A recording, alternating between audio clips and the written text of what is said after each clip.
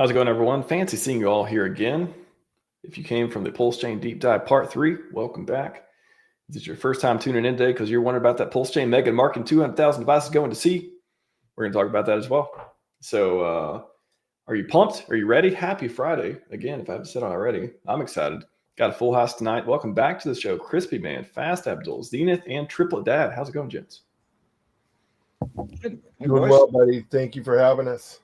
Very well. Good to see you guys as always. Glad to see all of you. Zenith gets the spot right beside the chat. Chat, don't put any pointy faces or any weird things beside his face. Por favor. And Crispy Man's back doing a Hexfire. You guys, I feel like you guys, other than Zenith, which he's got an excuse, everyone else on here has been streaming like crazy. And I just want to say shout out to all of you for putting in the work and covering the stuff and all that. So appreciate it. Zenith too. He's been on Whiskey Wednesdays and all that stuff. I think it's good. DJ Roundtable. The other one that I always can forget the name of.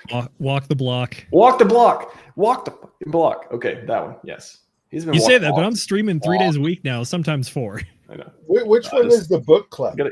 I got to poke you a little bit because you just came back. Yeah, book club is on DGen Roundtable. That's every Friday. So tonight we are covering Wealth of Nations by Adam Smith. Yeah, I've been going down the macroeconomics rabbit hole and torturing Will slightly. 2 weeks before this, I had us read Basic Economics by Thomas Sowell, which was 24 hours. And then this audiobook is 36 hours. So really, really trying to test Will and see how much we can get through, which I've got like a few hours left on the audiobook, which I'm going to crank out after this and then hop on for the stream tonight. Wow. Very good. So basically every person you see on the screen, chat, is putting in a lot of time on screen to get the good people out, get the good information out to the good people of the world about the PulseChain and books they should read, which I also like as well. I like books. They're good. Books good. I forgot to switch hats. I like words too. Hats. Speaking of swag, I'm going to back up any guys who wasn't here for the first one. Look at this new shirt. Look at the new swag. Nice. 10,000 X Club. 10,000 X Club. It's got a Green Lantern vibe. I am getting a Green Lantern vibe now you say about that. Shout out to Ryan Reynolds, the Green Lantern that I like. That was a great movie. You guys like that movie? Mm-hmm. It's the one he didn't like as much. And also one more swag. It's here. Whoa. Nice. Whoa. Make Hex 10,000X again. Let's go. How are you wearing a green shirt but have a background? Oh, that's really his background. You pointed out the most mysterious thing in PulseChain right there. That is one of the for me. Just the green part of my X goes to my background. You're doing really cool things there, bud. Sir, we don't have green screens where we are. We're on the moon. Nice. Could be blue screen, or we may have turned green screen off. Oh no. Never know. The virtual green screen is pretty good these days. I'll give you that. By the way, this hat's very few of you are going to get this hat because it's very expensive and it looks expensive. It was too expensive, but 10,000X the average hat, right? If we get the 10,000X, it won't feel as expensive. But boy, I don't know when. I said I'm not gonna do any more swag, and then I start doing swag again because I got an itch for some swag. Can't stop, huh? Why am I so good at swag? Stop buying all the swag. Can't stop swagging. Wild SJ appears. She may get some swag. There's gonna be we're gonna have a small local meetup in the PNW pretty soon as well. So she may get some of the new swag as well, along with whoever else shows up there. Never know. Where is this PNW meetup, buddy? It is at our usual favorite spot. Are you in the Telegram? Are you coming up? I'm not a PNW guy, right? So okay. I'm Northern California. Right. But sometimes I make it to PNW stuff. It's usually we rotate places from time to time. And sometimes I don't know if we're gonna have the barbecue this year or not. That's pretty cool. Usually have the barbecue down south by the lake as well. But yeah, this one's at one of our favorite meetup spots, Trenchers. As far as I know, unless anything changes. So yeah, anyone coming up there, Zenith, Crispy Man, Fasty, Triplet Dad, anybody in the chat who wants to come hang out, let us know on the 2nd. This next Saturday? Yeah, 1 week from today. Next weekend. So it should be fun. Push the buttons, man. Push the buttons. Push all the buttons. Subscribe. Tam's here as well. Like and subscribe. Tickle it. Gents, there's been some activity from the big man upstairs, and I don't mean almighty. I mean this guy. Great news! I've heard the first container full of about 200,000 free electronic device donations should hit the water in a few days. Should arrive in 3 weeks to port. Shout out to the community from that makes these amazing things happen. What's your funniest guess at the device? I made a funny one. I made mini taser. Are we tasing people to get them on board? Are we tasing them now? I would so much love it to be a mini taser. That would be so awesome. Buy it. Memorable at the very least. Yeah. If you got tased by your friend being onboarded, that's a story. That's a story. That's definitely something. Although, Max, I got a better theory for you. We are Scivivalists, if you will. One of the things he talks about is taking care of your health. So we did get a little tidbit of information. It's powered by the CR 2025 battery, which for the folks at home, it's like the little coin flat battery. It's less than an inch and about like 2.5 millimeters thick. I was doing some research. You could theoretically make a step counter with that. So a free step counter to encourage people to stay healthy so they can enjoy their coins forever. That might be a good one. Wow. That's better than mine. I was thinking oxygen sensor, but maybe. Look, don't knock the O2 sensors. Those are very important as well. I got one. I was like, hey, everybody needs one of those. Make sure you're still breathing after you find out how amazing PulseChain is. There we go. That's right. Sure. Suck all the oxygen out of the room. I like the floppy disk. It could be a floppy. Oh, yeah. Disk. Coaster. Yeah, coaster. Pretty good. Yeah. Could be as a coaster, floppy disk as a coaster. That's probably what they're more useful to. There's some colorful comments from time to time. I'm sure it's going to show me some pictures here. I'm going to have to scroll through. It could be alien tech. Fast here. He's got some. Looks like some alien. He got some Matrix tech at least coming out. Mind control device forced you to buy control? PulseChain. Yeah. Okay. I don't see why it wouldn't work. Let's We go. have the tech. Let's go. Partnering with Elon on that, yeah. An implant. Yeah, type yeah. of- Elon's he's already got controlling sheep's brains or something. So why not? Sheep's brains. Is that a reference to Severance? You guys seen Severance? Maybe. They have the sheep. Did you see a picture with Richard Hart with laser eyes and the battery powers up the lasers? I'm scrolling. Is that a real one? Got a I don't watch know. here. Maybe I Like the just made PulseChain look on a Casio. Nice. Dude, don't knock the Casio. They're great watches. Love those things, man. I like the calculator, 10,000x calculator. Pretty That's a good one as well. Pretty good. This one, July 2nd. That feels like 6 months ago. This is the post I did. Isn't this a duplicate of the picture above? What was that picture above? This also a flat screen. That one. That's I think that's from the. Is that from the Alibaba one? It looks familiar. Is that the same one? I thought it looks like the same thing. It's the same format, but it's a different buttons and stuff like that. Somebody must have forked it. I can't remember. Yeah, I can't remember where I got. I think I got this from Alibaba or some other website that makes stuff like that. And there is a Alibaba one that's a hex shape. Yep. Oh, there's a hexagon Alibaba one. Okay. You got a link. Let me know if you have a link. A bidet. A mini bidet. That kind of bums me out. I saw one of those in a bathroom once, and I thought it was a water pick. So that's not good. That's the other direction. Ooh, well, they're both. I can tell you a story about that. I can tell you a story. What else? I do have a link. Let me get it. I think Oh, gosh. That's an interesting one. Max, if you don't mind, I did do a little bit of research on this one. If you don't mind, That looked like got a screen share for you. You gonna screen share us? Okay, let's do it. God, I hate the way this screen record. You have to remove first and then add. Why the friction? Anyways, go. Alrighty. Why? So this is one of our limitations here. We got the 2025 battery, as you can see, like super small, but at the same time though, I did what you did, which is if we go over to Alibaba, yes, we have these like digital greeting card things with like a small LCD screen, small speaker, play it, you can put a QR code inside. That seems a little bit boring, but again, it seems to be a very popular item that you can get for pretty cheap. But if you keep on coming down here, you start getting to some of this stuff. Could it possibly be a USB drive? I'm going to go ahead and say no. Do you know why I'm going to say no? because USB drives don't need a battery. That too, but also that is incredibly unsecure. There was a reference that RHMax accidentally scrolled over earlier, but I mean, this is like Uncle Z's periodic monthly reminder about security, which is that don't plug stuff into your computer just because someone sends it to you. That is how you get very weird things. And I'm not just talking about USB drives, because you also get stuff like this. STDs, everything, huh? Yes, you literally get the STDs. Like, people have tried putting payloads on any and everything. So again, just because it looks like it might be coming from Richard Hart, maybe don't plug it in.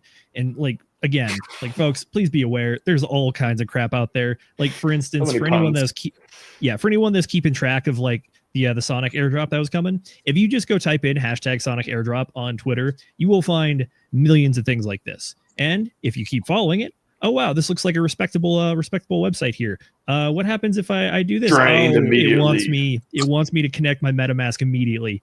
Yes, that is how you get drained. Or you can go find some other ones where you start getting some interesting URLs where it's like airdrop.paintswaps, plural with an S in there. If we go over to that website, what does that look like? Oh no, MetaMask is already trying to keep you safe. That's just misinformation. That's just misinformation. Yeah. Exactly. But for reference. No. That's true. But for reference, in a previous life, I used to do security for companies, right? There you go. Pen tests and stuff like that. And one of the things you would do for just for giggles is drop a bunch of USB drives out in the parking lot next to car doors. And guaranteed somebody's going to plug one of those in when they go inside. Oh, absolutely. 100%.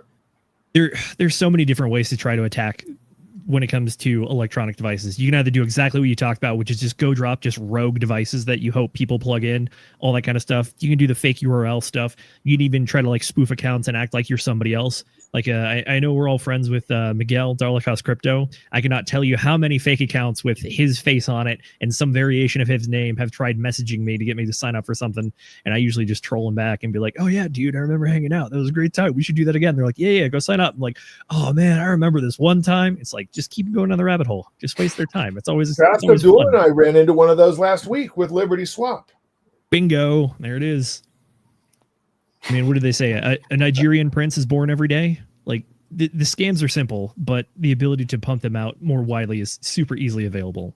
But when it comes to the security stuff, if we're talking about the mailers that are probably going out from Richard Hart, there will be a way to verify it. He's probably not going to ask you to immediately sign up your MetaMask and all that stuff. And by the way, if you want to know what a potential device could look like, I imagine when the first one comes out, people are going to start posting pictures of it, or Richard Hart himself will post a picture of it. That's going to be a good way to verify that you actually have the legit thing. And then also, if it does not match these specs, it's probably not real. So there you go. It's already out there. Going to get bid up to about $10,000 on eBay, I'm pretty sure, if the people who get it, who put it on there, the first one at least. Richard Hart pointed to priest, spread the gospel. They're coming signed, right? Well, actually, I was thinking about that earlier, not about him signing it physically, but I was thinking about how, what kind of landing page, or like, there's going to be a call to action, right? There's going to be like, let me put my page up here real quick.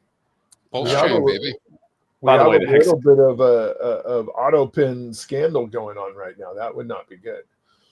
It would not. This is the hexagon real quick too. That's pretty cool. That one looks pretty sleek. I like that one. Do the PulseChain gradient in it and Richard's face. Let's go. Let's go. Some nice printing on there might make that look like a token we're all familiar with. Yeah. How about an electric guitar? I mean, that's a little big though for the packaging, I think. Hello, geniuses, by the way. Little tiny one.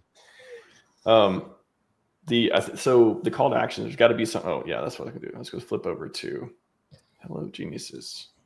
No, go back to the device I made, because it's got to have something. I like that. Well, I like what Pimp put in your chat, man. Which one? Maybe it's 200,000 Bitcoin. And one of those old Bitcoin wallets.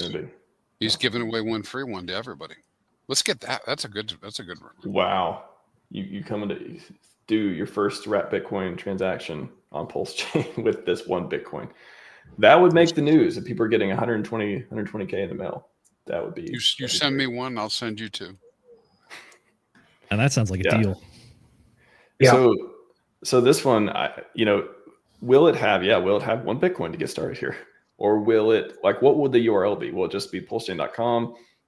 Will we have a new on-ramp by then? Or will Liberty Swap like do some upgrades where it's like even more frictionless by then? Will all the new stuff will just be able to, they're just going to go to pulsechain.com and you can hear about it. Like, okay, we go there now, and what they can see for onboarding. Ready to get started. You can use Coast, Ramp, Bridge, Swap, Mine, connect to PulseChain, all this stuff. Will this be the landing page that will direct people on how to use the new device? Like pulsechain.com/device or onboarding or something. Will that be like, hey, click here to start? That'd be interesting to see what's on the page too. There could be a QR code on there that they scan that takes them right there. That'd be cool. There's got to be some way to track the effectiveness of this campaign. Yeah, like a landing page where they can get the numbers, who clicked it, and from what what region. Like that's going to be enough to get started. You do the QR code thing, you can definitely use that to track the incoming traffic. So that one makes the most sense to me.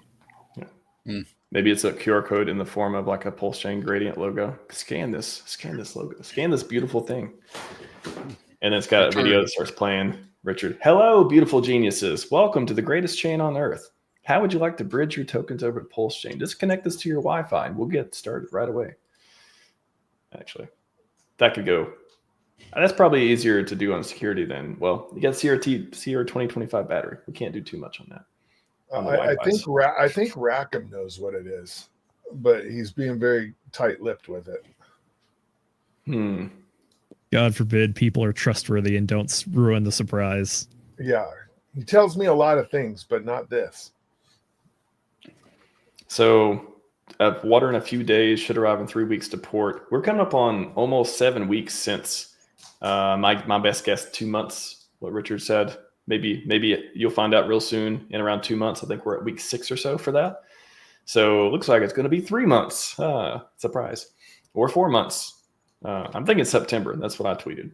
What do you got? When are we going to see the first devices hit the mailbox of the new buy pressure people? 2 more months. I don't know. I would say, I would say September. I mean, listen, nobody's going to want to hold on to these things. They're going to get them out. So I would say first week of September, they'll start going out. He says like they're just hitting the water. So they're coming from China to, let's say, California. And that's 3 weeks is kind of like a minimum time on the water. Then they're going to spend some time in a port waiting for customs, et cetera, and then they need to be sorted into their, and labeled. And then Merry Christmas, buy pressure. Merry Christmas to you. So do you guys actually think that's 8 weeks? I think things get out fairly quick. Yeah. Well, the big part is what he said in the middle of that, which is, remember, they're going to have these devices. Somebody's going to have to label them. I think there might be a party down south and handle such things. Yeah, maybe, but 200,000 labels is still 200,000 labels. And anyways, I don't think Dan, the Uber driver, can drive that many that fast. It's going to take him a while to get the records. I want to see the factory where it's all of us, all Hexkins and Pulskins, and they're labeling all these. Zoom out the picture. We're all just in there. Fast Abdul's got like 6 at a time. He's just like, I gotta hurry. I gotta make my quota today. I'm like that. Yeah, you got to have that Looney Tune music through the factory, right? That music. It's going to be pretty wild. I think that's going to be a party down south. I think you're going to get to meet a lot of new people. So if they put out a call to arms, right? They need some help down south. And you are in the vicinity, please take note and try to make it. You might fly down for something like that. I've done a lot of labeling in my day. There's techniques. I'm pretty sure we're gonna have a labeling machine, and there's gonna be somebody operating that. Come on, we got some automation. Come on, it's not gonna be Amazon fulfillment center, but it's gonna be, you're not gonna be in a wage cage. I don't think either. But there's gonna be some stuff going on. When I want to see the wage cage. Call me a cynic here, but I have a question for you guys. What do you think takes longer to do? For a handful of Hexagons to put mailing stickers on 200,000 envelopes, or for the Port of Los Angeles to process one single container? I think Fast Abdul might have hit it on the head there. Yeah. Yeah. Well, it depends. So they could pre-clear it through customs, right? That happens to a lot of shipping containers. So it's like it wouldn't be the customs part that would happen while it was on the water, but it would be like the order in which the container is unloaded, right? Because it comes on a boat with whatever 10,000 containers, and there's a lineup of boats waiting to get unloaded. So let's hope those guys don't go on strike. True. Those things are stacked deep for sure. Have you ever gone out through that port? Like gone to Catalina Island or anything like that? There are a ton of ships all the way out to Catalina Island, just moored out in front of Long Beach, trying to all get unloaded. It is a busy place. Oh yeah, I'm pretty sure it's the #1 import-export port in the entire U.S. So it's no slouch, and you're entirely right. Like the ships, these are 1,000-foot container ships that have hundreds or thousands of those containers on each individual ship. And yes, sometimes they wait literal days just moored up off the coast trying to get in and out, just because A, they're big boats, so they don't move that fast. And then B, there's a lot of them, and you got to be precise because nobody wants to make the new multi-million-dollar screw up when they accidentally crash into the pier. Agreed. Let's hope they don't crash, Zenith. I think that's a worry. That's the imaginary horribles right there. But let's hope it doesn't crash. It is, but at this point, like they do this so much, it's such a low failure rate. That's not what we're worried about. What you should be worried about is the delays, because that's the one that is much more frequent, if you will. Yeah, definitely. Just a PSA. This first container might only be the start, though, right? Like this is a container that has 200,000 pieces. What if, like, it sounded to me from things Richard said in the past, there might be 10 more containers. And once they do it perfectly one time, which is the goal with this kind of project, like do the first time, take as much time as you need, get everything done, do it the right way. Then the second, third, fourth, 40th time they do it, it will be much smoother.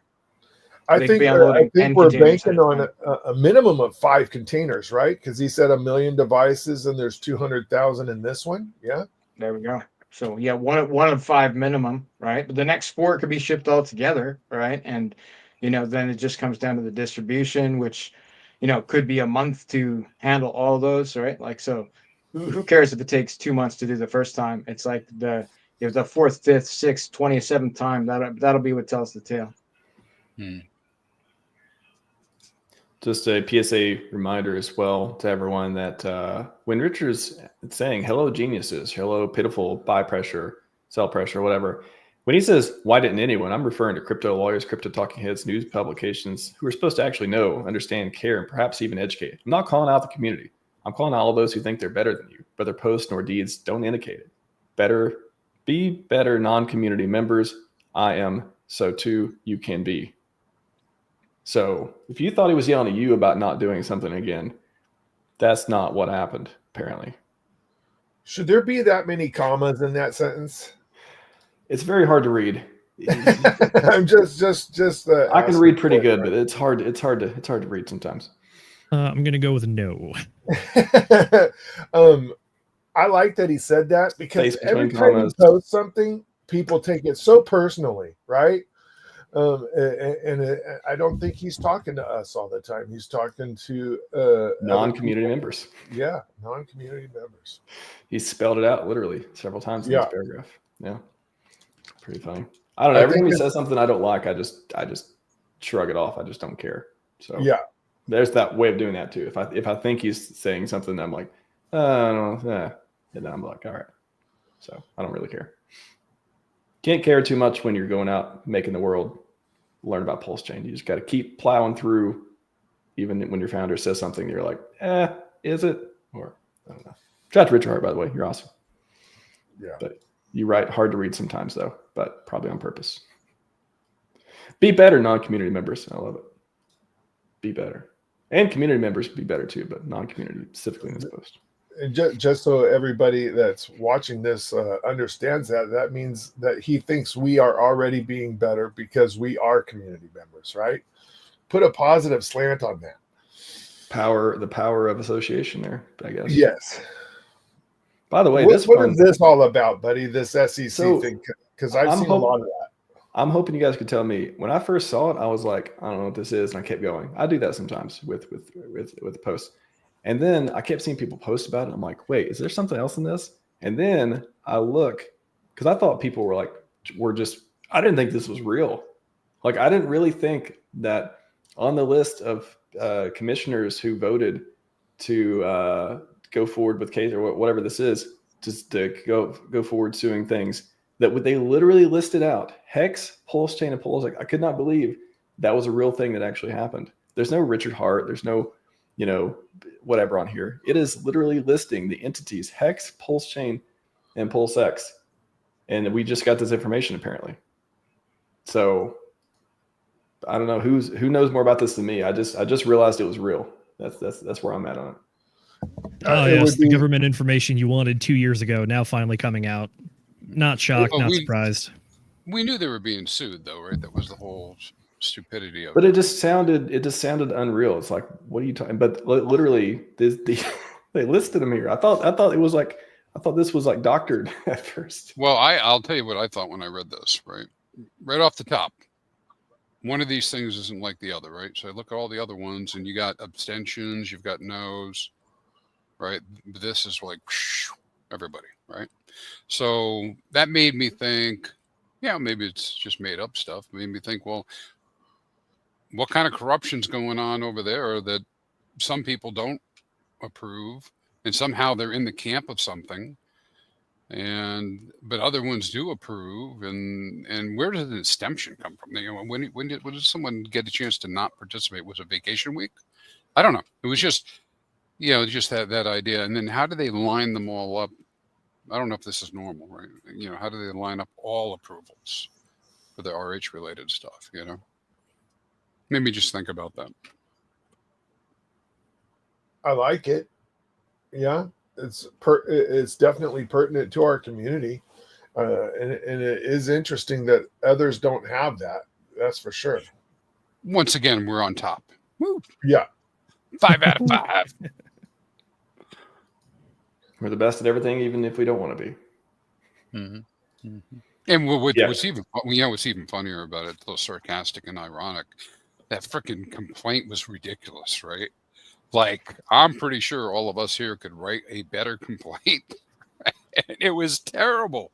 That makes me think they didn't even read it. Otherwise, I wouldn't have put my name on it. I wouldn't approve it. I'd be like, you guys go rewrite this. At least make the English sound right. Make it make sense. You give Zenith 16 minutes with AI, he could write a better complaint. 16 I don't know if I'd even need AI for that one. I mean, Look. If you wanted to get really cynical with it, and you can say, yes, they did a very good job of misrepresenting the facts of the case that would sway a non-informed party to potentially take action. Sure, they did a great job of that. But again, as we went through all the different documents, there's just so many different irregularities and just factual errors that could easily be pointed out and proven against. That was the part where it really just started falling apart. Oh yeah, you know what? Yeah, here would be the funniest thing ever. Funniest to us, Gensler's God Whale. Where's the God Whale? Just doing the Gensler, and he was on our side all along. The secret agent, maybe even the double agent. Who knows? Secret agent Gensler. He's staked out. I don't really believe that or suspect that. By the way, I'm just saying. Be kind of funny. Bro, this is Conspiracy Friday, so you bring up all the crazy stuff you want to talk about. Let's do it. Let's go. How long have you been a lizard person? I guess that would be. I think the commas mean something. You got to count the commas, and there's a message there. Pretty sure. Is Richard speaking through the blockchain to you right now? Fast, Abdul? Yep. Through the commas. Is Richard in the room with us right now, Fast? He's probably watching. All right. Just watching. He's in the background with Fast. He's one of those ink. Yes. Ink logos. I think that funny. I had this realization the other day. So when Richard added me the other day during the PulseX conference. He said something like follow, RHMax list for, or maybe if you follow him, you'll see more events or something like that. And at the time, I was just like, oh, that sounds very generic. But then I thought I had posted about Hex Week before even PulseX started. And I wonder if he had seen that post and been like, he knew Hex Week was coming up. And then that was a context for it. I just, maybe I thought about it. I was like, oh, I didn't. So maybe he wasn't going to promote you at all, but you talked about Hex. And so therefore he promoted you. You never know. It is probably his favorite token. It's mine as well. So we share that, I think. Do you find it interesting that he lets people know it's going on while it's going on instead of before the event happens?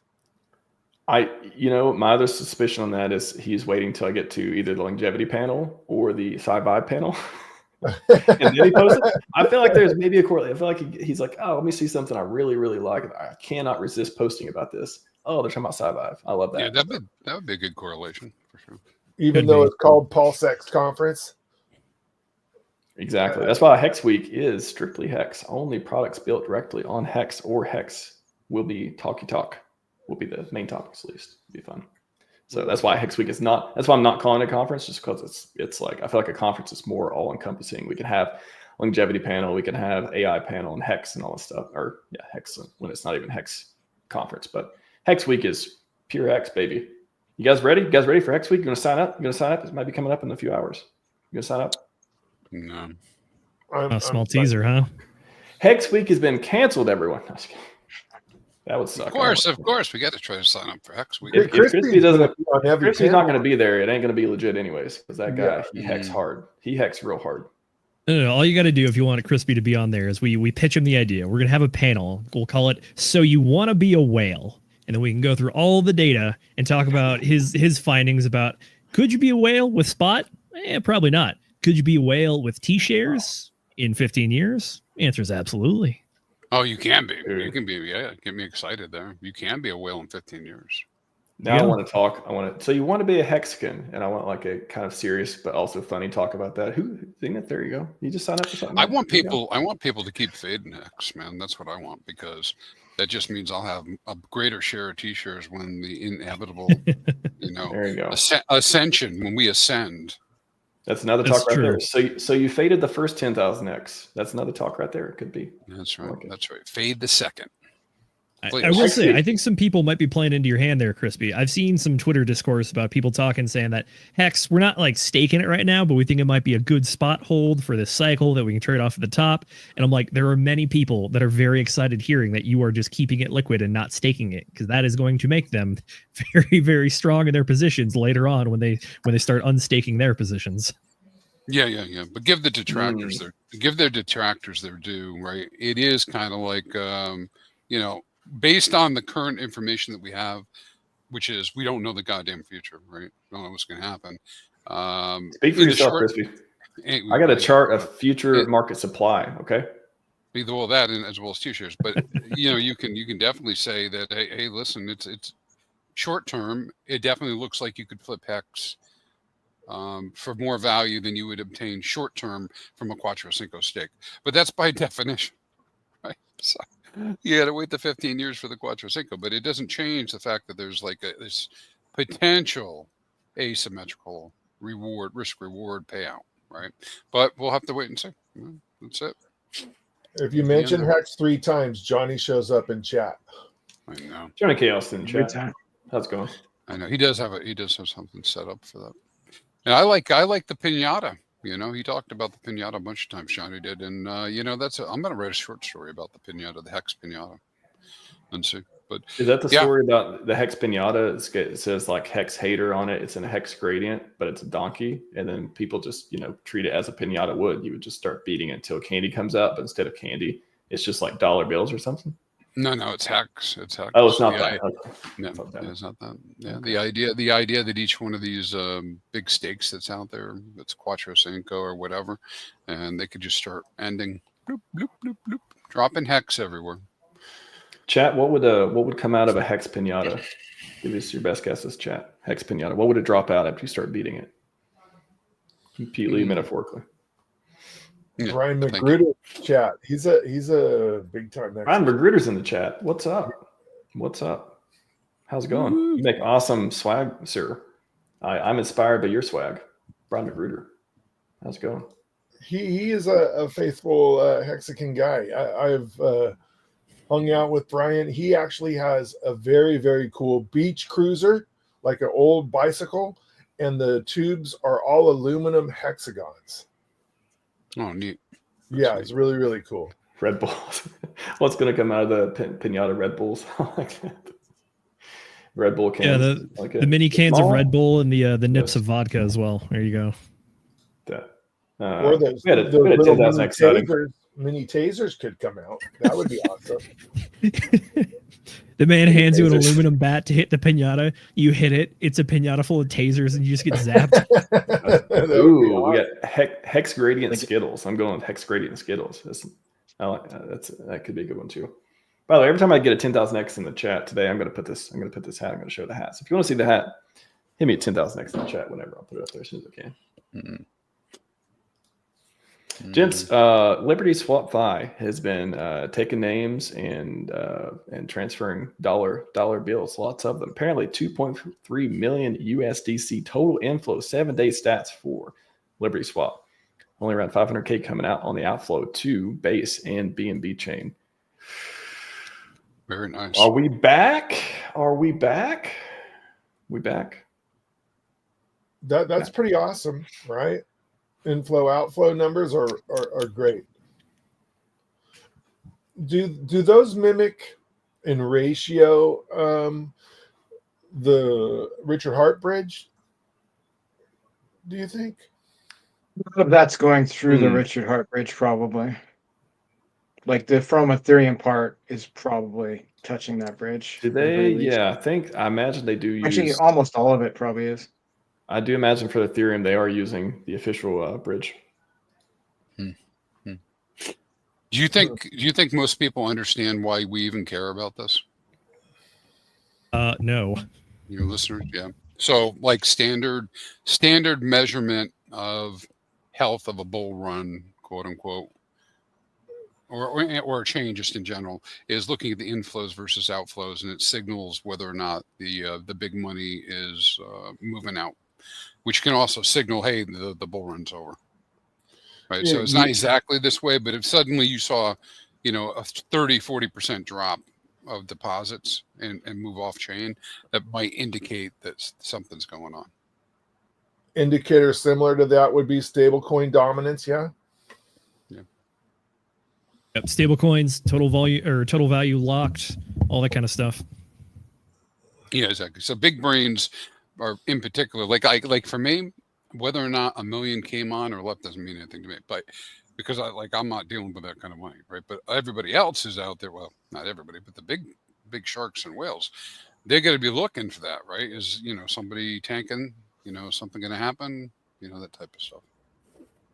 Those guys need a way to move $1 million on chain fast, right? Like, and privately, so their wallets aren't compromised in terms of people knowing exactly who they are. So I think Liberty Swap seems to be stepping up to bat for that.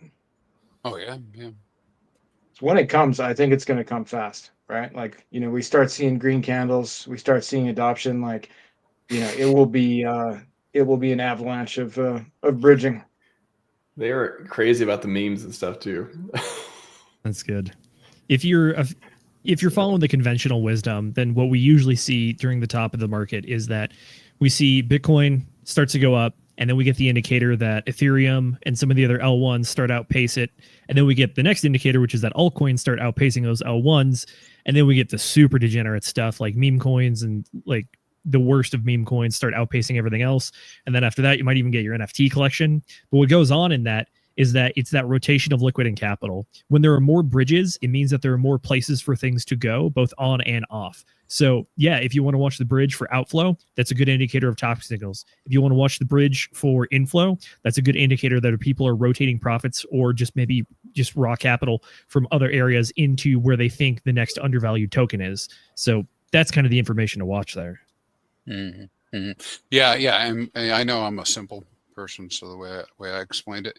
But yeah, exactly. You know, as we're watching, we just watched this guy or lady, whatever, move a whole bunch of value. A bunch of people move value off of PulseChain and go into ETH, right? And so probably the next shoe to drop there for me to watch would be, I'm expecting they got into ETH because they want to catch the 20x on ETH, you know. And so if I see that ETH bridge back into PulseChain, then I'm expecting, as would a lot of other people, that we're going to see a big pump, right? So that would be those are the things to watch for that. True. Remember, PulseChain is go for that, please. What'd you say, Fast? I'm just asking Crispy if you can give me dates and times for that. That'd be great. I'm gonna point up here to Max. He said he's got it. He's got that. Okay. Covered. Yeah. But sorry, I was surfing the web, surfing around. By the Max, way, would you get a hex tattoo at $5? I asked this question, and I'm like, I don't want to like inspire anyone to get tattoos of any sort. I feel like it's very personal choice, location, and you would when do and where. I guess you do a stamp tramp, huh? You know, of Right course, an RH tramp stamp is like what I would do, but it's besides the point. Lower back. I would just have tears of hex. Tears of hex. Where would it be dripping? Actually, a rib cage, tears of hex haters. That's not a bad one. That's kind of cool. I mean, man, the original hex gangster got tears for all of his. How do we measure them? Every 5555 stake, Crispy gets a teardrop tattoo with a little hexagon shape. No, I don't want anyone to point back at this in 2 years and be like, look, Max said I should get a tattoo at $5 hex. It hit $5. Let's go to the store. Like, I don't want it like that. But at the same time, I was curious, like how many people would actually be interested in doing this. So chat, don't want to take the poll. Don't want to take it from the panel as well. Yes or no, would you consider getting a tattoo? Doesn't mean you have to at $5 hex. $5 hex. Chat, let me know. You didn't even vote on your own poll? I try not to taint any of the results. Wow. I'll leave it up to chat. Come on, chat. Max, you have another conversations. Give me some. Max, I survived. You got it. You got it, Dante. Do it, man. Tears of hex. All right, we I got survived enough drunken port calls with the sailors back in the day and not had any random tattoos, so I'm going to be part of the no category, unfortunately. Bro, hundreds of people have said yes.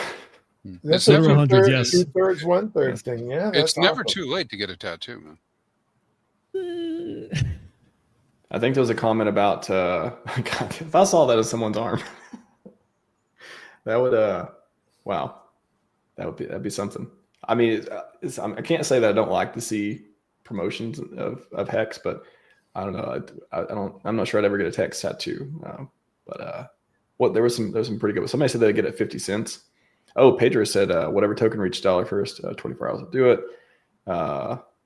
And then yes, somebody screenshotted that. Where was the one? Somebody said they do it for 50 cents. I'm like, actually, I think there's a poll at 50 cents. There's probably a considerable amount of people who motivated enough to do it then. So not pushing tattoos. If you want an idea for a cool hex tattoo, go look at Will Stevenson. He got Cuatro Cinco on his forearm, and then whenever people ask him about it, they're like, "Oh, what is that?" And he goes, "Oh, it's a reminder for patience and delayed gratification."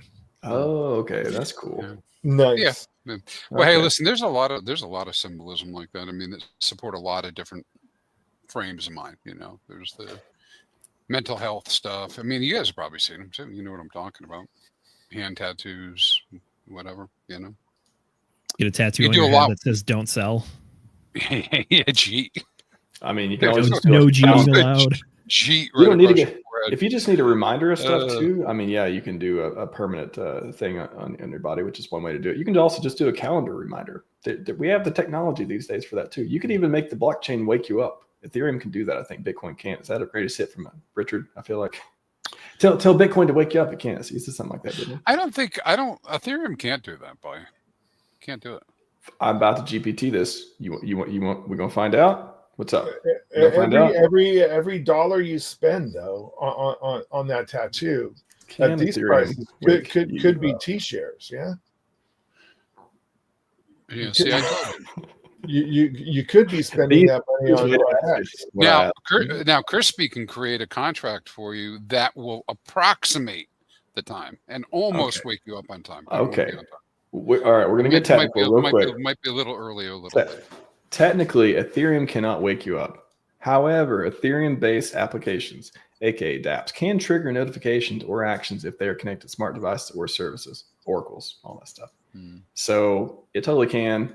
An Ethereum contract. Ethereum itself can't, but a contract can. Yeah. Hey, words matter, man. Build it, bro. Let's see what it comes up with. Yeah, I found that out. I found that out trying to build automated contracts. Right. Anyways, we'll have to go down that rabbit hole. But yeah, I was laughing earlier about this one. If Hex hits $5, I'll get a face tattoo. no face tattoo. Okay, and again, I don't want to tell anyone which tattoos to get or where or how meaningful they are or how amazing that is. But you know what? If Hex hits $5, I'm going to be celebrating somehow. I'm not sure it's going to be tattoos, but anyway, shout out tattoos. They're fine if you like them. Well, you can get a temporary tattoo and then just kind of rep it. That's true. It could be like a watercolor deal. Okay, how about that? How about we all make a pact right now? Let's make a pact right now that Hex hits $5. We're all going to get watercolor tattoos. We're going to redo this stream. I'm going to come on. We're going to show the tattoos on our forearms. How about that? That too much to sign up for? You've been shaking your head no since the first word came out of my mouth on that. It depends if we still have the day job or not. Oh, okay. You're going to be like, you know what? It's not even the ideal. So I'm not even going to be around. I'm going to be in Hexco. So I might not be available. So there you go. It's fine. $5 Hex. We did not have day jobs. Yeah. That's assuming we all have bags of Hex. Like a lot of people who may not have any Hex that are, you know what, it tends to align them to talk good instead of talk bad. It's true. So a lot of people won't have any Hex when it hits $5. Hopefully they have like 5 Hex. 5 times 5, 25. $25 worth of Hex. They can do something, maybe.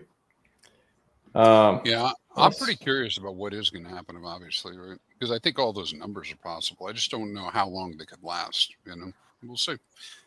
We shall see. What else, gents? How's the Hex token doing good? Pulse token doing good? What do you guys think? I got one more poll I'll pull up as well. Pull up this one. Let's say you can only hold 2 tokens this bull run. Which coins, 2 of them, moon the hardest? Hex and PulseX, clear winners after, not that many votes, but what do you guys think? Hex, I thought Hex and eHex would have more of this, but I guess PulseX and Ink took a lot of it. Some people believe in Pulse and eHex though too. What do you guys think? What are your favorite pair? If you had to pair 2, you can only buy 2 coins. You got to, I guess the more interesting question is like, if you're going to go hard into 2 coins on PulseChain and eHex, in the variety of coins, which 2 you're like, all right, I'm going to do 80-90% of my bag in these 2 because I think they're going to moon the hardest. If you are asking the technical answer to this question, which, by the way, nothing is financial advice here, and this would be a very, very aggressive strategy, I think the correct answer is PulseX and incentive token. The reason being is that they are the lower market cap. PulseX has the buy and burn function. Incentive token, the emission rate has greatly been cut off by like what is it, 97% or something. So if you want to go for pure X's, those are the 2 that have the potential to just moon the hardest. Most X's, most aggressively, most quickly. Granted, keep in mind when I'm saying this, I'm saying that the peak is going to be the highest if you measure from the bottom. They both had pretty aggressive lows. Incentive token for sure. Back when it got down to like 30 cents or something, that was a screaming buy at the time. So based on that, if you're going for pure X's, those are going to be the ones that go the highest. Hex and PulseX, I think, is also a very good pair there because Hex, it's the OG, it's the original, it's what everything was built around to make it better. PulseX is the swap for the ecosystem. PulseChain itself is a very important token because it's the gas for everything. But again, at the same time, it's not going to one that gives you the most X's. So Hex, because it has the best marketing, most interest, I would say, that one goes pretty hard, I would imagine. PulseX, again, goes pretty hard. The buy and burn function is nothing to sleep on. Just playing devil's advocate here. There's never been a token that has outpaced the coin of the realm. And I posted that the other day. I think Pulse is kind of a sleeping giant. Yeah, I think the ratios to Pulse at the moment are juicy. If I had to pick, I would probably actually pick, option not on the table, which would be like Pulse and Ink. Because Pulse is like, to me, is like the safest one, right? Like it's the gas token. It's effectively non-inflationary or even sometimes deflationary right now, if you look at the numbers. And it's the one that will hold the highest amount of liquidity. So if you're planning on exiting, selling Pulse will probably be easier to sell. And then Ink is a wild card, right? Like that, I think could do the most number of X's. So I think that's would be an interesting mix. And I know we all think market cap is kind of a made up number, right? You could do all kinds of things with market cap with supply, right? But EHEX is the only token that ever got close to market capping Ethereum. Truthfully.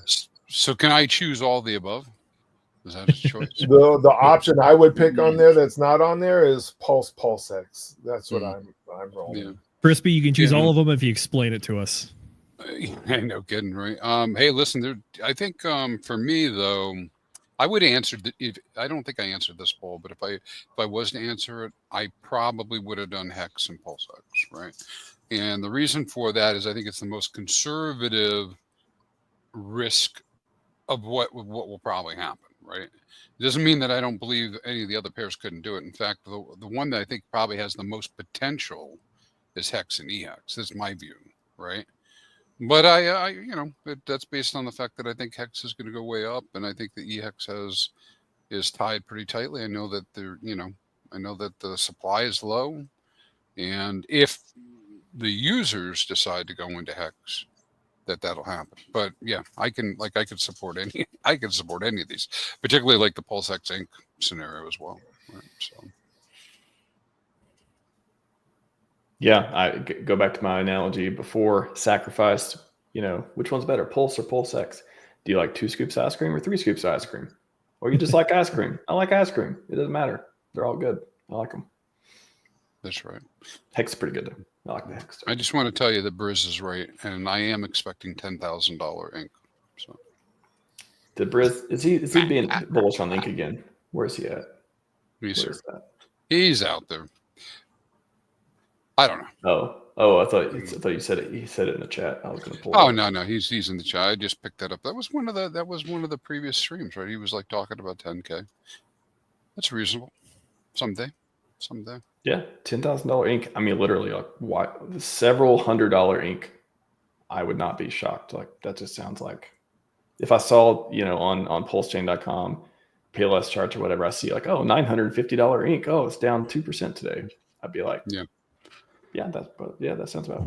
Yeah. No, we gotta go back. Go ahead, Chris. I was just gonna say, go back to what you wrote up there. You said, let's say you can only hold 2 tokens. Which ones are you gonna hold? If you're going to go for the only ones you can hold, I think you made a really good argument there for the Hex and PulseX, which is that it's going to give you good exposure to everything, and then it also does still have the ability to pump very hard through the PulseX exposure. That would make sense. Yeah, we've seen PulseX almost hit parity with Pulse a couple times. Yeah. Mm-hmm. Yep. But from that experience, and based on where we are today, if the market kept doing what it was doing, PulseX is not going to be the winner. Because the trade's there to go from PulseX back into Pulse, right? And then just keep flipping it back and forth. So that may be a deterrent, I think it's going to come down to something we don't know yet, right? Like with a token like Ink, for example, it could be like a new function, a single-sided staking option, a DAO option, something that's not in place yet, right? That could change the math, because we have... we know what we know, but we don't know what we don't know. And I think that's what's going to be what moons one of these coins over the others. I think they'll all moon. Not financial advice, just my opinion. So case in point, right? I mean, I know you guys look at charts and stuff, but Ink chart is a different chart than the others. And the others are the same chart, almost, within reason. Yep. But Ink is different, right? So people are acting different with it. And so what does that mean? I don't know what that means. Maybe Bruce was right. And when I say it's acting different, if you go kind of look at it, if you were to measure it, it's going sideways in a range rather than going way down, way up, and all this. It kind of infers that people are unwilling to get rid of their ink and even risk swapping out of it. This is how I took it. Let's say we had a benevolent whale. This is maybe a good poll idea, right? That had a lot of ETH sitting in his back pocket. Which token do you think he would spend that money on? EHEX. Pulse, PulseX, ETH, or Ink? I mean, Hex or Ink? You tell me why you think that, because I have an answer for you too. In the past, we've seen buys of Hex, PulseX, and Pulse from that particular wallet. Yeah, I don't think we've ever seen buys of Hex. I think it got drug up with it. When people saw action on those three, retail bought Hex because they knew stuff was happening, which is kind of cool. So when you talk about that and about what could happen, what they might buy, I think there is probably less downward pressure for a big whale to come in and buy ink. It's not that it isn't there. I mean, people have ink and they could dump it, but I just think there's the possibility of less downward pressure, which would mean it would be stickier. It might stay higher People who instead have of it, dry out the rest, you know? the people who have it, a lot of them got it free and have chosen not to sell it. So I think that the diamond hand profile of those people who have something that right now cannot be staked, that does not have any DAO function, does not have any utility, they've chosen to hold it despite knowing all of that and likely getting it for free. So I think that's why we see a different chart there. Which is a completely counterintuitive for a reward token, truthfully. Most reward tokens see downward pressure. You did see Pancake Swap Cake kind of outpaced BNB for a while, right? But usually those reward tokens are very similar to what RH was trying to thwart, right? People were living off the interest of their Hex on 30 and 45-day stakes or their big positions on V1. But aside from that, usually downward sell pressure is what you see from farming situations. I think you guys are right. There is an unusual there is something different about ink. People are holding on to it, which I think is really different for a reward token. Yeah, I think we saw exactly what you described during the first 2 years, but now I think we're in a different situation, you know. Yeah, particularly with that change of the emissions, right? So yeah.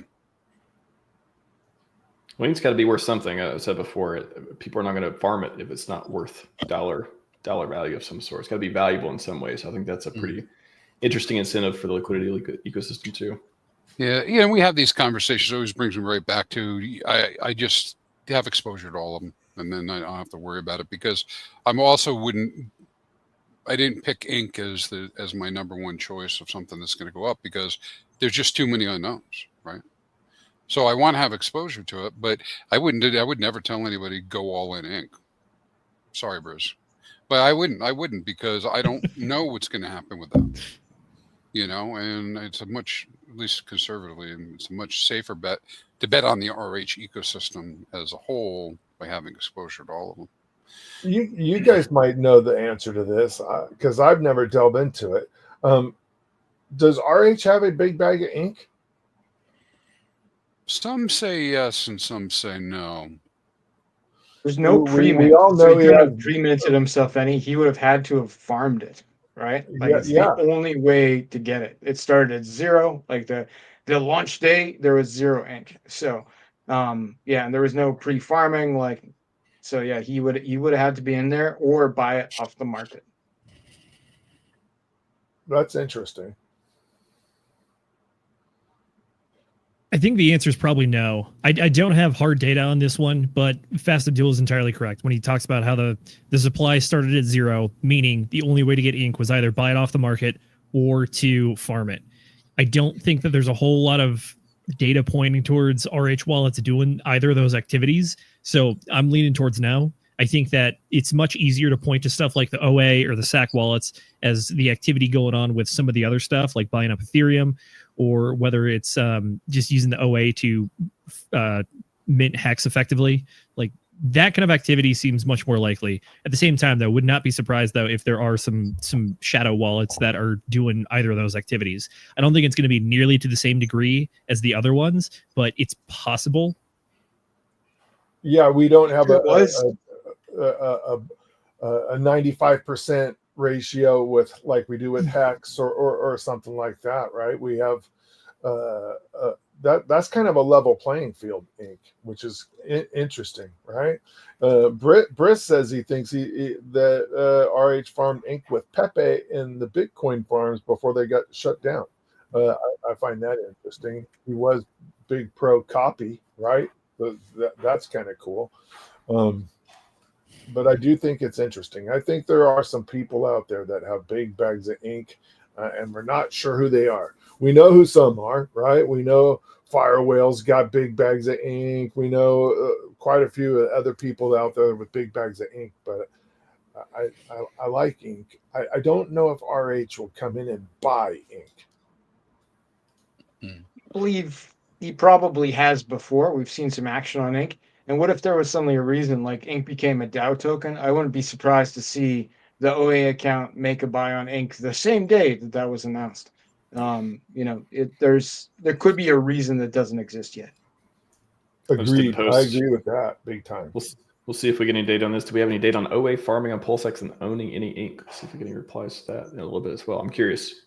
I don't know. I suspect OA has been farming and does own some ink and is probably an ink well of some sort, not just buying it like we've seen happen last year during the buys of distributed across PulseX and Pulse and Hex and stuff too. I suspect so, but I don't know. We'll see if anyone replies to this. Also, since not many replied to this one, PulseChain memed this. Gents, who wants to take a stab at it? This is PulseChain Richard Hart. Sorry, this is Drake Richard Hart. What does he not want, and what does he like?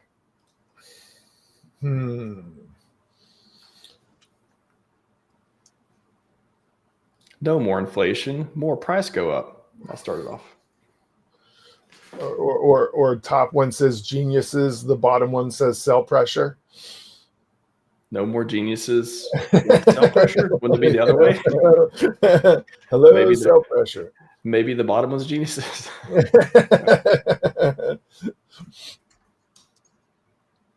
Maybe the top one is complaining, and the other one is glory. There we go. There we go. I believe this might be canonically correct, but the top one could be streaming from my house for 5 hours, and the bottom one is chasing voluptuous blonde women in the club. So that's what he's been doing for the last couple of years. Nailed it. Nailed it. I think the top one would be centralization, and the bottom one should be DeFi. There's the correct answer. Okay. Yours is more fun. The top one is 2x, and the bottom one is 10,000x. Boom. There you go. Somebody say 10,000x again.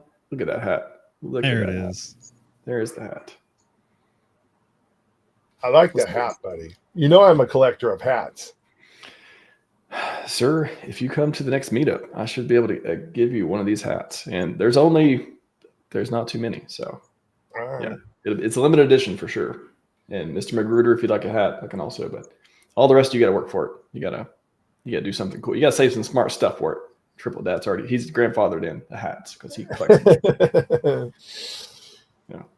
Yeah, Magruder deserves people sending him hats for a change. That would be awesome. Yes, that's a good idea. I was doing some research over the weekend. I went off to one of those hat stores just to see what they would quote me. Let's see what that would look like if I wanted to get some branded stuff, RHMax style.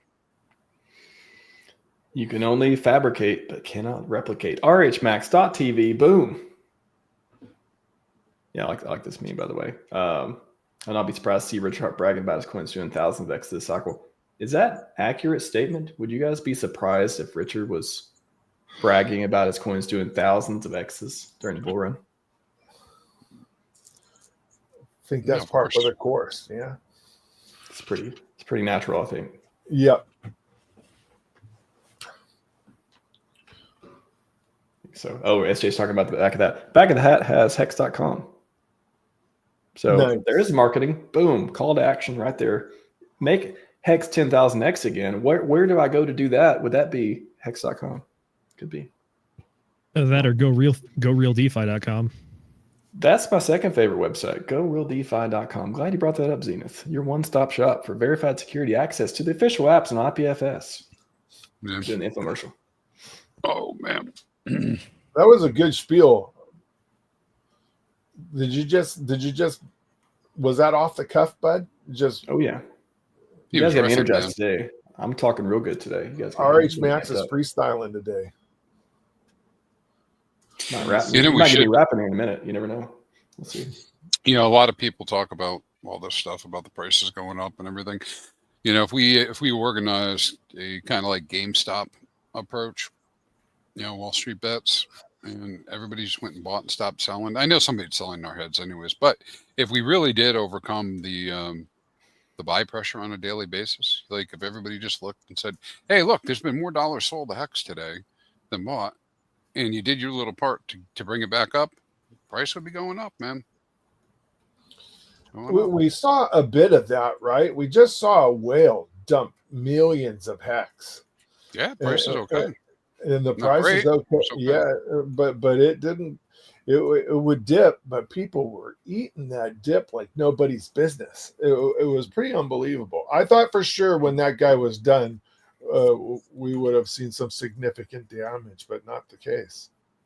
At this point, whales exiting is starting to be bullish, and I think that tells us what part of the market we're in. Like people are watching for whales to exit. It's like, oh, good, now I can buy, or I can buy more. Chances are. So yeah, please go ahead, sell. We're ready. That is a very interesting phenomenon that's going on. Specifically, the day I think you're referencing, I want to say it was the 17th of July. If you go and look at the charts on that one, the volume candle is like 3 times larger than any of the other volume candles near around it. But on the average, that day ended up green. What that tells me is that the market was ready to absorb all that Hex that was dumped, exactly like you're talking about, which is that it looked like a juicy buy opportunity. People were ready for it. That realistically was the lowest price Hex you were going to get until you go back to like March or something. So yeah, it says that the market's hungry and it's able to absorb that kind of stuff. And since that day, we're up like what, almost 50-ish%. So. Oh yeah, baby. They laughed at me when I published those buy signals. I can't tell you how many messages I got, but my chart all messed up. Since you get a good chart, my settings are all messed up right now, I think. Probably log in auto. Am I on log? Or am I? Oh, okay. Okay. Good call. Just zooming out a little bit. Once in a while, I can say something good.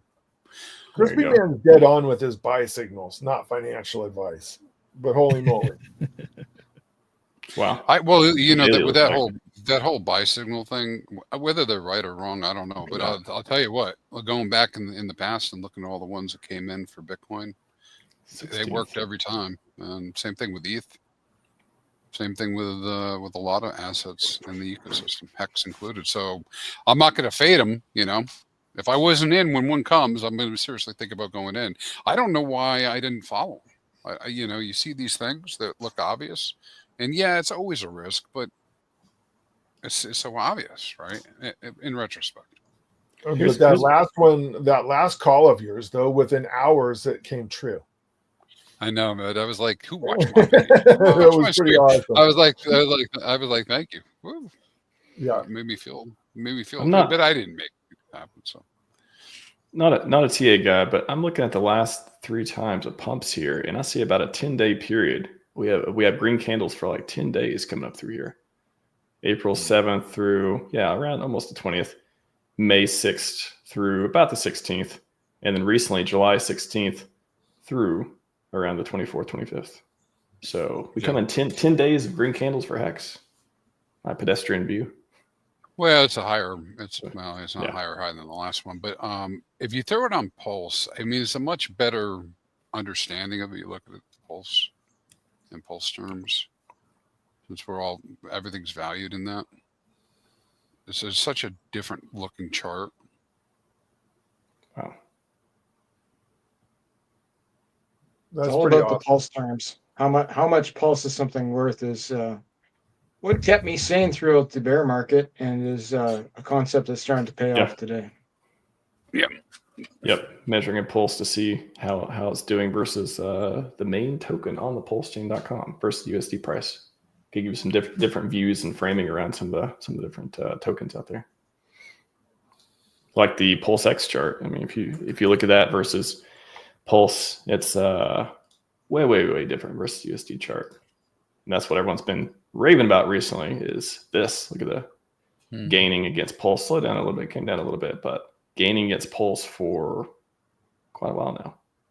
Yep. That's the weekly. Yep. Question is, will it ever really flip? Don't know. Right. I mean, it could, but it sets up for different scenarios. Did we have parity? We had parity back in February? Yeah. Mm-hmm. Yeah, it's about 1-to-1. It's crazy. That's why when we were talking about it before, I said, I don't know what would really happen, because it happened, right? It got up there. And then what happened? They rotated. And then it got pushed back up and they rotated. I say the market rotated. And so what does that mean? Right? That means that somebody wanted more Pulse for some other reason, right? And they sold it back down. Is that a cliffhanger? I'm sure there's some pro traders riding this, like there's probably some big guys. They're just moving back and forth between PulseX and Pulse, just counting their units, right? I have a decent size LP just for that. The trading of Pulse and PulseX. I did an example, right? You see, right before it got to 1-to-1. This was pretty cool that worked out this way, but before it got to 1-to-1, a couple of days before that, I had done a stream just going over like how you can earn, because the PulseX Pulse V3 pools and V2 pools pay pretty good. Anyways, I was just talking about doing single-sided with that on the PulseX. And as the PulseX was going up, you would acquire Pulse. And it just so happened it worked out great, man, because anybody who had done that, it went up and you had all this volatility in that period of time. And then it dropped back down. You still had all your PulseX, because you got the PulseX back, but you earned more PulseX and more Pulse during the volatility. I'm kind of describing what they're trying to accomplish with LPX, but it was with V3. Yeah. Not telling people to go do it. This is the type of stuff I go look at, right? Like, where can you do things? There's been a Communis sighting. Communis coin, staking Hex benefits. Can you please explain? I've heard the Crispy Man, at least, has dug into that before. What's a simple explanation for that? Well, yeah, the simplest explanation is Communis is a reward token for staking Hex long-term, 180 days or longer.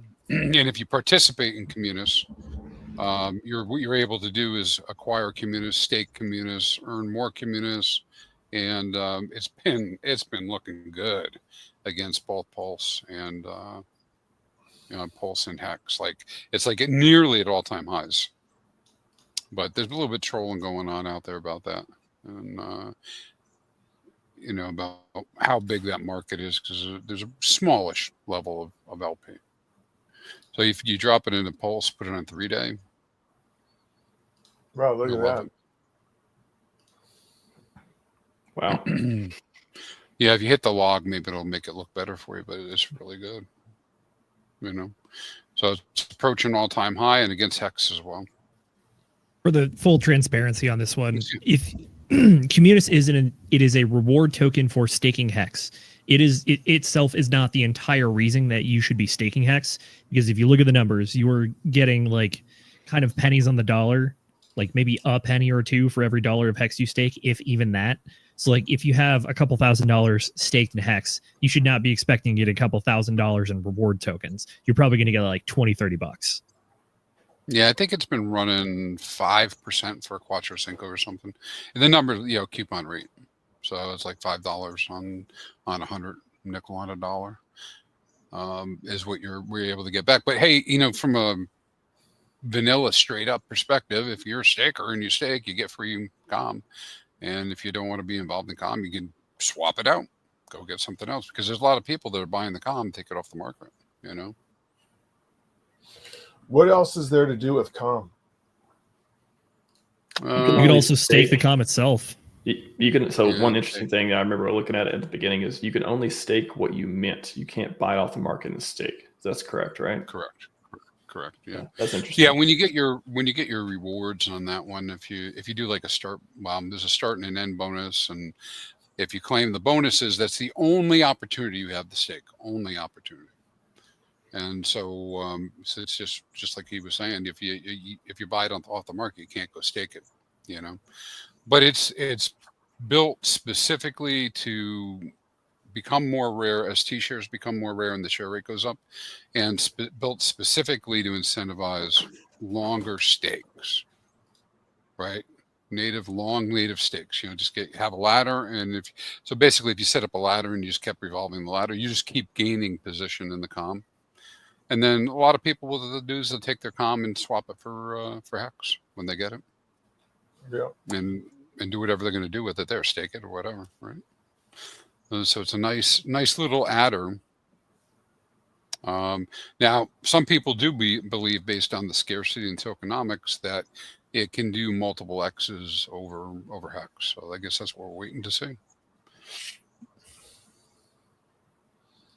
COM, hopefully I answered your question, Luke. I think Luke had it before another stream, and I was like, I'm not the COM expert. I remember digging into it a while back when it first came out, but I love everything built on hex, so I'm excited for Hex Week and have the panel, and I'm sure hopefully be plenty of talks on COM and all this stuff too.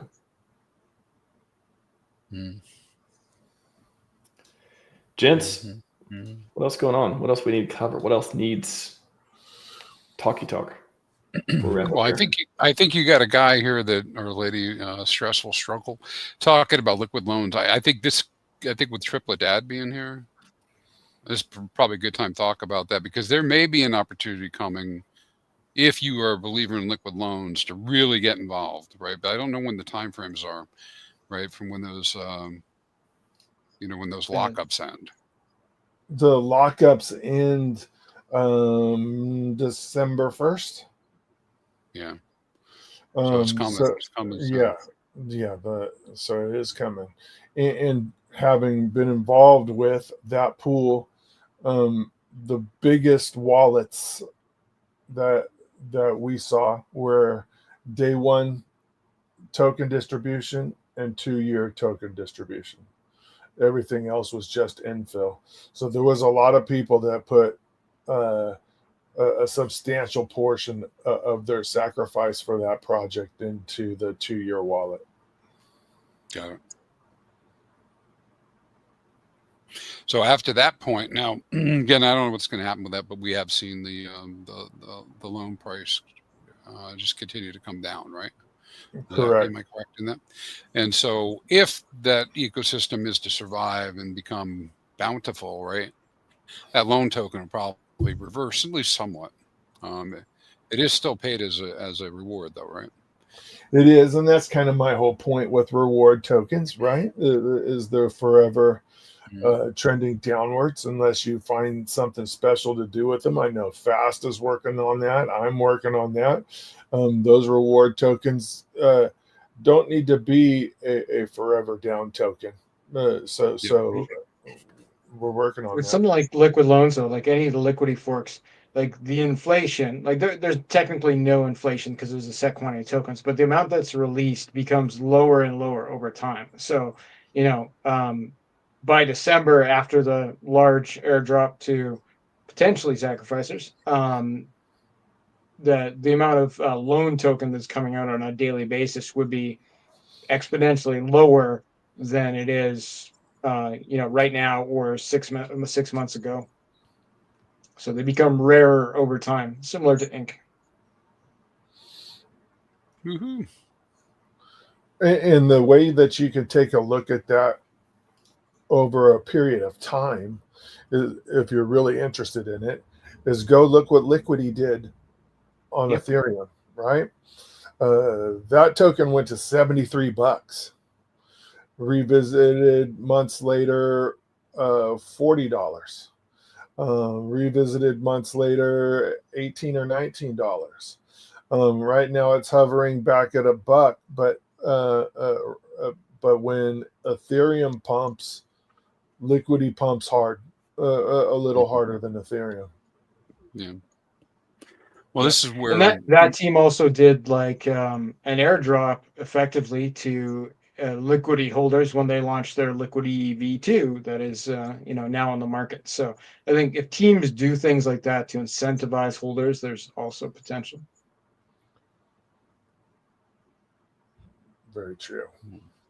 Yeah, I would expect. So just in general sense for the loan, unless somebody decides to start market making it, which I haven't seen evidence of, like significantly market making, like taking it off the market, kind of market making, then yeah, it's going to be a problem, right? I would think. We have not seen any moves, right? We have not seen moves to prop that. I agree with you. Yeah, I mean, I and again, it's kind of it's out of school kind of talk because I'm not like on that project and I don't have any horses in that race per se. I mean, I got my little bit of sacrifice, which like everybody else, same situation, right, price wise. But yeah. But yeah, now we could theorize though. There are some large entities that collected an awful lot of money, and maybe they are going to be completing their hero arc. Don't know. It might come in and bring that up. I mean, that's what you need is value. Somebody's got to put the value back in to bring the price up. Very exciting. Hopefully this summer, 2025, maybe going to 2026, maybe ETH at 10, 15, 25,000 K. 34.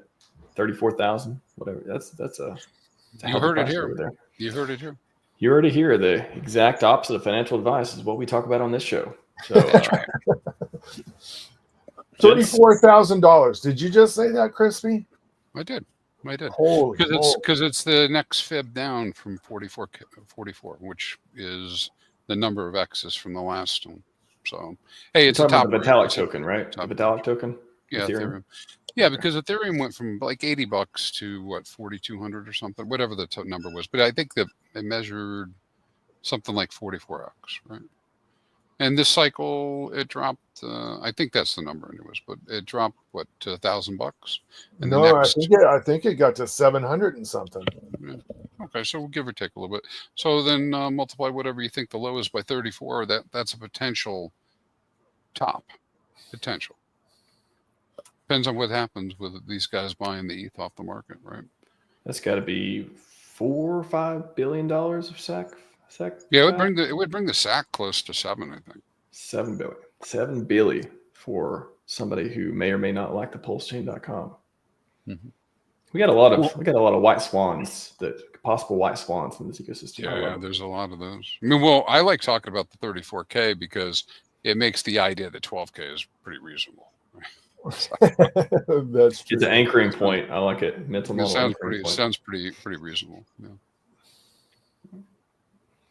Chris, man, what else? What else you want to take us out on? You fast triple that Zenith all killed it today. Lovely stream. I like the thumbnail. Made that thumbnail. Manus made the thumbnail. I told Manus to make the thumbnail. Thumbnail was good.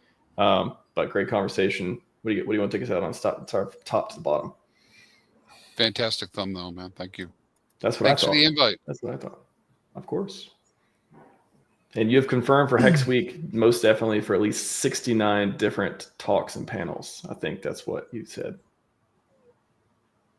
That's or was that 6? Did you say 6 to 9 or 69? Either one is fine. I don't know. You referring to me or somebody else? Oh yeah, I was saying Crispy Man when I does Crispy Man comma and then I said it.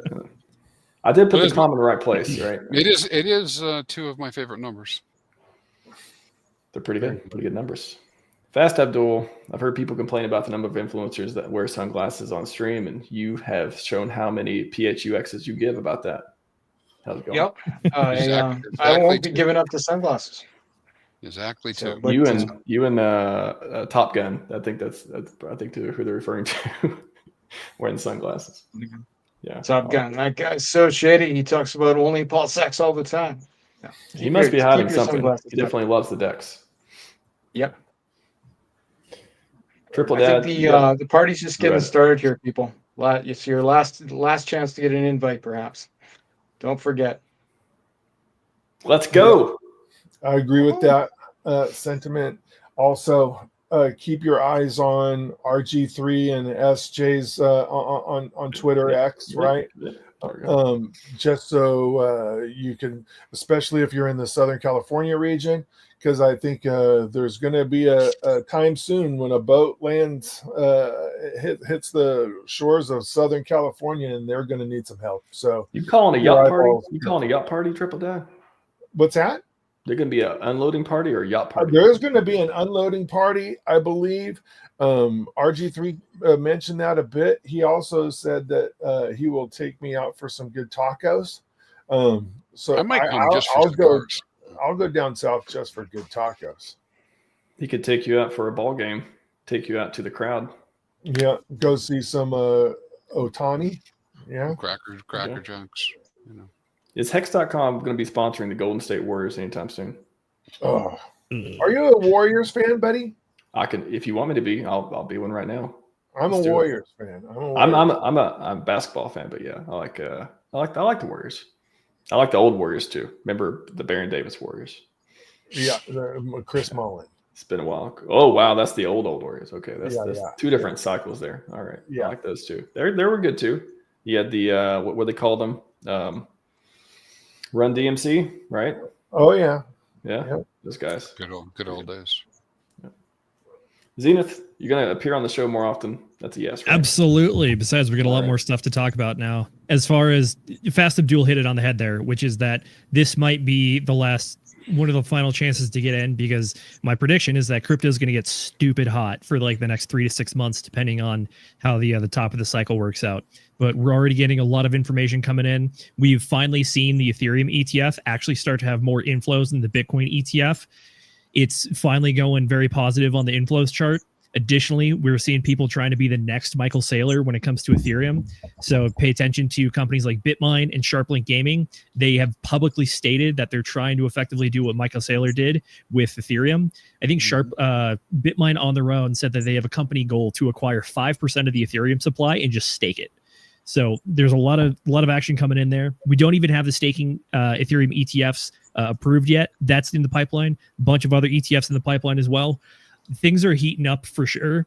When we actually had the passing of the Genius Act, that was the stablecoin bill, by the way. That one was a massive green flag for people to start getting stablecoins going. Big companies are already getting on top of that.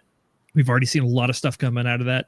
We still have the Clarity Act, which it's less crypto related, but it's an interesting note. In Trump's big, beautiful bill, there was 0 crypto provisions. However, the CFTC, the commission's Commodities Future Trading Commission, they got a bump of $30 million for their funding, and the SEC lost $200 million in their funding. And the Clarity Act is going to further expand on that and saying that any crypto that is deemed a security will remain under the SEC. Anything that is not a security will actually go under the CFTC. Notably, the CFTC has been a lot more positive on crypto over the years, and honestly, just a lot less harsh on it for no good reason. So there's a lot of good stuff coming down the pipeline.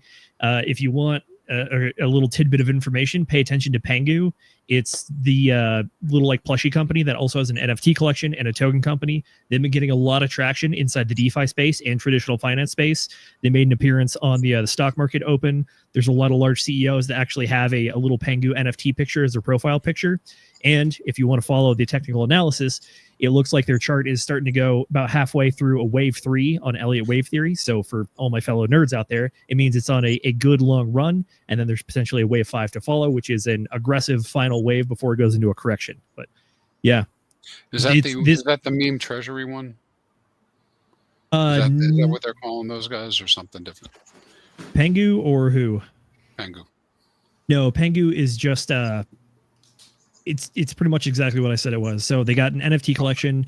If you buy a plushie, you can get it at like Walmart and stuff. It's big box retail now. If you buy a plushie, you get an NFT. If you have an NFT, I think you have some sort of allocation of coins as well or something like that. So that's been a hot item that my team and I have been following, which, yes, my team over at Walk the Block, Navigating Digital Finance. One day Max will finally remember that. But yeah, over there, we're trying to walk the block. There you go. Yeah, that's Walk.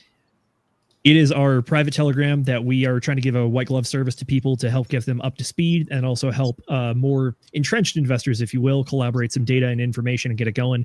Agent Jay, he's streaming like every day over there doing market updates and fantastic technical information. So if you like the low level stuff, come check out the stream on Mondays. If you want the high level stuff, go over there. But yeah, opposed to what Max is thinking, I do stream a good bit. I am staying busy over here. Don't you worry. I was talking about. I have delved down that rabbit hole on one evening or two of Pangu unboxing. It's absolutely crazy. People go bonkers. It's hitting that mass market appeal, which is a big thing for a crypto project to do. It's rare to do, but we're actually seeing the traction for it, which is why I think that there's a lot of good indicators on it. We just ended an RH stream talking about Pangus, by the way. So in summary, Zenith, moo. I got to play this scene real quick from Scary Movie 2. Charlie's Angels parody stream. She's saying moo. You can't hear it. She's saying moo. Moo, mother effer. She's saying that. There you go. Oh, I'll drop it in the chat. Anyone want to see it? Not safe for work. But amazing scene. I was thinking of moo. I was like, what scene is that? What is that from? And I was like, that's Scary Movie. That's right. Shout out Scary Movie. Outside of that, I'll give you a little hot gossip thing, which is that I know everyone's talking about Trump is going to fire Jerome Powell at the Fed. I don't think that's happening very soon. Yes, we do have a Federal Reserve meeting at the end of the month. I do not think we're going to get rate cuts, even though they told us we were going to get 4 rate cuts this year. Haven't had one yet, so still waiting to see. Well, at least the government ain't flooding their bags. Let's go with that. I'll take that. That's true. I'll take it. All right, everyone. That is all we got for you today. Have an excellent weekend out there. Crispy Man, Fast Abdul, Triple Jet, Zenith, all on the show, all kicking ass, taking names today. Trying to get those mad gains today, tomorrow, and hopefully this year, a little bit next year. It'd be nice. Moo, burgers, moo. All right, everyone. That's all we got for you today. Scivive and 5555. We are out. Have a great weekend.